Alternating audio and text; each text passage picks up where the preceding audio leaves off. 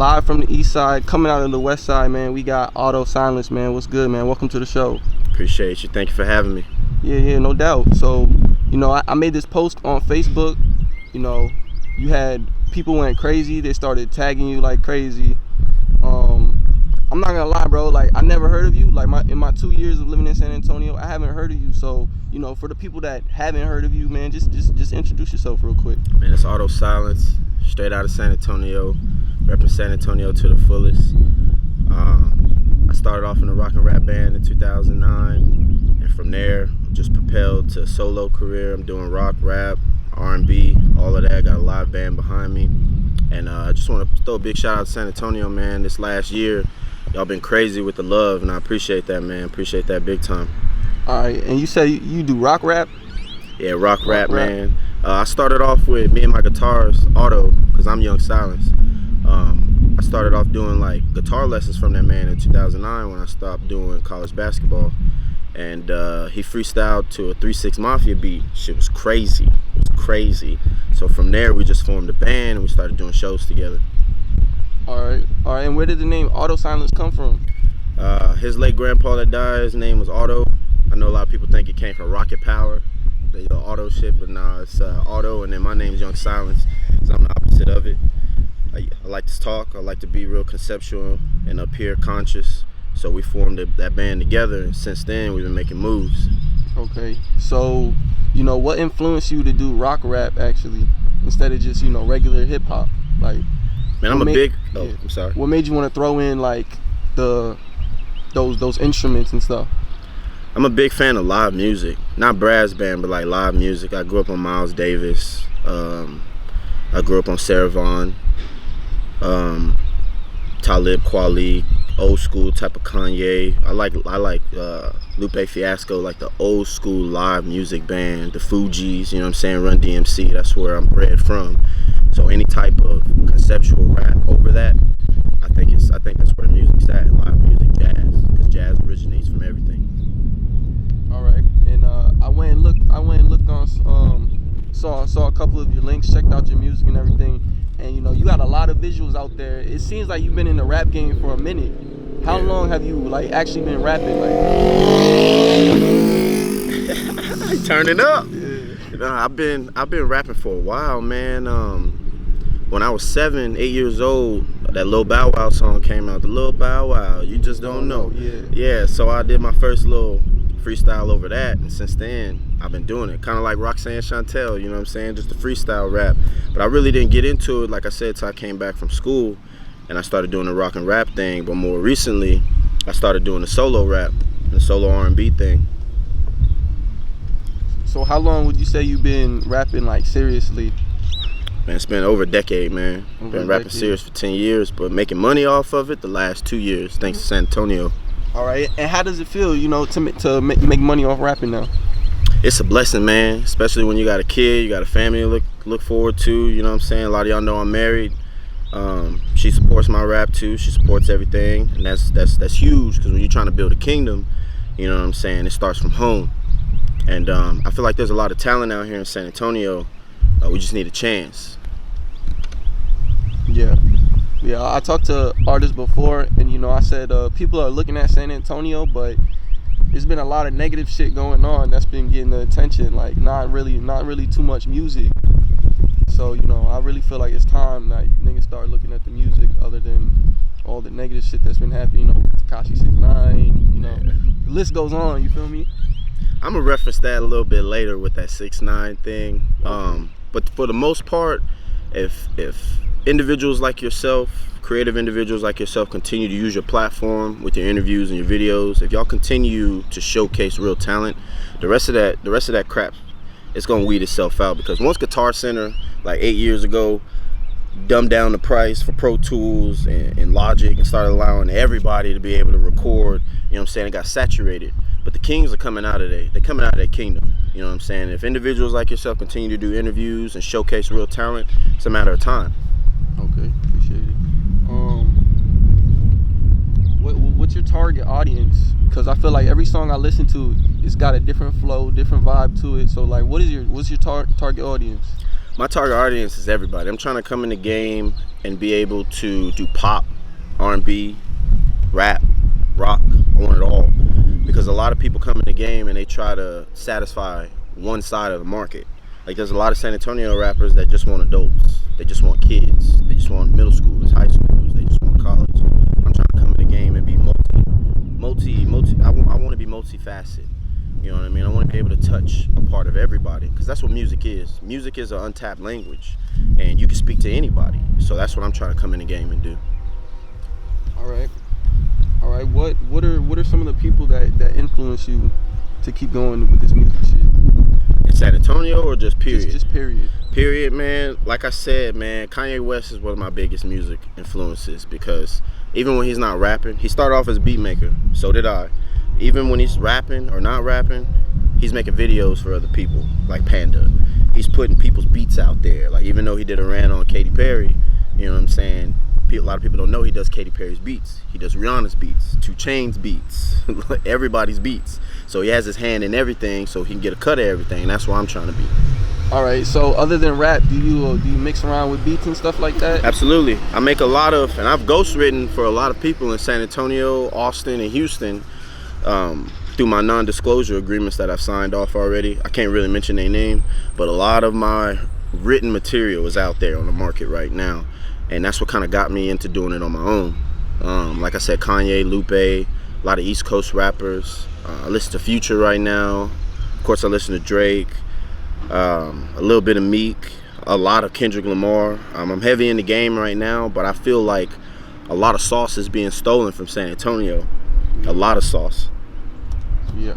And well, to me, I feel like a lot of people in San Antonio are trying to jump on that new wave. You know, they're not trying to be as original as they can be. And you can hear it in the music sometimes. You can just be like, this doesn't sound like this person, or this beat doesn't fit this person's, you know? Yeah, absolutely. So, you know, also when I was looking at your music, I seen a lot of features.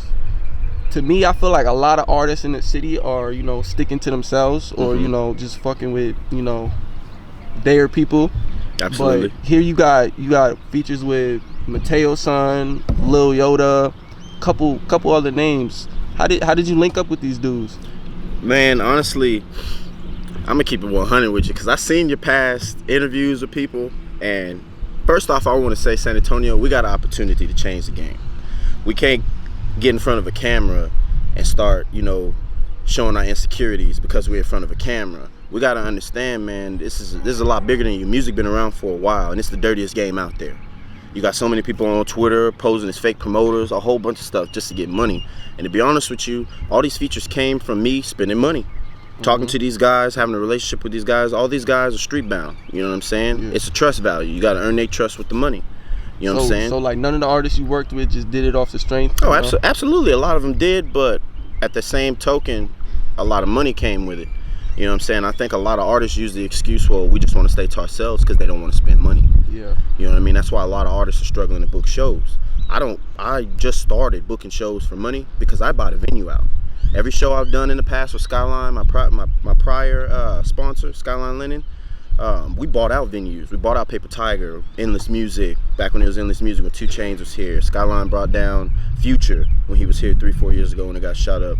We buy venues out, and then we put artists on. You know what I'm saying? A lot of artists don't want to reach deep in their pocket to do so.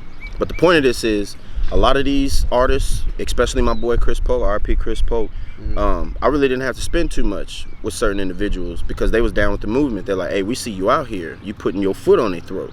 Like, even if they don't want to respect you, you paying to get respected. Not paying people off so they can like you, but you saying, fuck you ain't gonna book me. I'm gonna buy your venue out myself. And that's what we like to do, man. And I feel like a lot of artists who are talented need to come out their shell, like the queen of the rap battle, Casey Anthony from Austin. She just was on Sway in the Morning during South by Southwest. She ripped it. She's been on my videos. She's on YouTube with me. Chris, So San Antonio, Yoda. Man, the list is long, man. I do features with everybody, basically. All right. How did cause you got a whole tape with Mateo Sun. How did that end up happening? Man, real talk, Mateo's a goon, man. Mateo is a goon. And I'm gonna get it. I'm glad we got the platform to say this. When you talk about the hottest artists, you don't necessarily always mean who's the best or who has the most skills. You know what I'm saying? You're talking about who's hot, who's relevant, who's everybody talking about. And right now in San Antonio, Mateo one of the hottest artists in San Antonio, because him and Blake and M Duke, they magnified what we didn't have back in the day with Twitter and Instagram, taking advantage of high school and middle school when you're there. That's the biggest market that you can be in. So they started in like middle school? Absolutely. They started in middle school, but they really propelled their freshman, sophomore year in high school. My little brother went to school with them. My little brother had a job with Mateo at Bush Chicken when they first started off, and that's how Mateo knew me, and he saw the grind, so he was like, you know what, man, I ain't even gonna charge you, we're gonna do a whole tape together. So that's how that came out. That was just the love. All right, that's what's up. He's a funny guy too. So you had a genuine relationship with these dudes? Absolutely. Like, it's not just, I just work with these dudes and that's it. Absolutely not, man. I mean, anybody can spend money with you once or twice, but when you start building a relationship and a rapport with people because of the music and the grind they make, let's just say we both basketball players, you know what I'm saying? And we both good at basketball, you know what I'm saying? You're not gonna take out the time from your everyday schedule to come work out with me, to come get in the gym and get better with me unless you really believed in what I'm doing. And that's what a lot of artists do with me. They see the grind, they see I ain't stopping, and they like, all right, well, I'm gonna get on a boat before it sail off. Okay. So you're currently an independent artist right now? Absolutely. Right? Well, you're open to work with anybody. Mm-hmm. Is there like a certain sound that they must have, or you can just adapt to whatever they throw at you? Like if they throw you a trap beat, you think you could just adapt to that? Absolutely. I've already proven it, man. I got R&B. I got 2 R&B mixtapes out. I got a rap mixtape out. I got a rock mixtape out, and I got a pop mixtape out. Like I'm here to do the music, man. Music is multicultural, multi-genre, man. That's how it's got to be. You can't limit yourself to a box. All right, back to the project with Mateo Sun. When you dropped that project, did it do as well as you thought it was gonna do? It did better than what I thought it was gonna do, because I didn't really release it. I released like a leaked version. Really, there's 12 tracks. I only released like 6 or 7 on SoundCloud, and he's kind of upset about that too, because he was ready to get it popping. Because we got 2 more videos that y'all ain't even seen yet. You know what I'm saying? But the one video with him, I don't buy views. I don't buy likes. I don't buy comments. There's a lot of cats out here doing that, and we could tell when your likes and your profile's coming from Pakistan, nigga, and you in San Antonio. You know what I'm saying? But one video with Mateo shot up to like almost 70K. You know what I'm saying? He got the buzz, but I told him you got to present yourself in a certain way, and that's why I didn't release the whole mixtape yet, but it's coming soon. All right.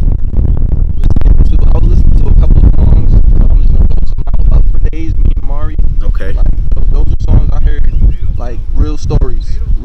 Were they true stories? Absolutely. That's my daughter, Mari, and I've been up for days, man. I've been working hard at this for a while and struggling off of it, and I'm just now getting fed. Like when they say starving artists, they mean it. Were you always into lyrical rap?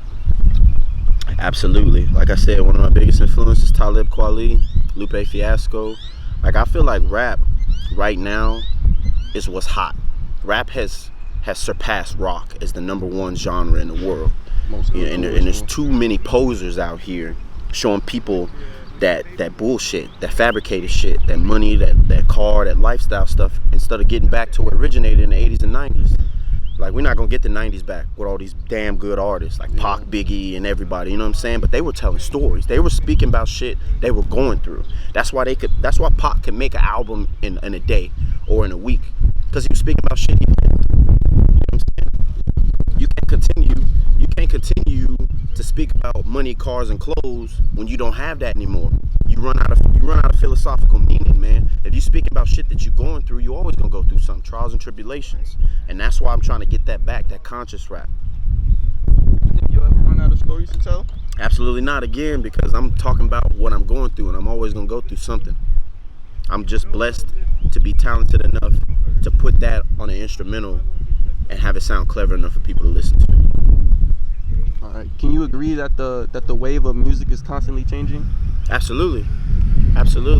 Like I say, 6ix9ine, man. Like people can argue that kid as much as they want, and I'm really not a fan myself. But all criticism is good criticism. And that guy, because of this is what happened with social media. Instead of us sharing and liking and talking about unique and genuine artists, we'll share shit to a friend like, look at this dumb shit. and not knowing that that's helping them go viral. Like that one kid with the fucking AK-47 in a dress, in a wedding dress. Like we thought it was funny, you know what I'm saying? But now he making records. Or the Catch Me Outside girl. We thought that Maury shit was funny, you know what I'm saying? Or Dr. Phil, whatever shit was funny. But now she making millions because the internet is an untapped market. Nobody's tapped it yet, so we don't quite understand it. But we're hurting music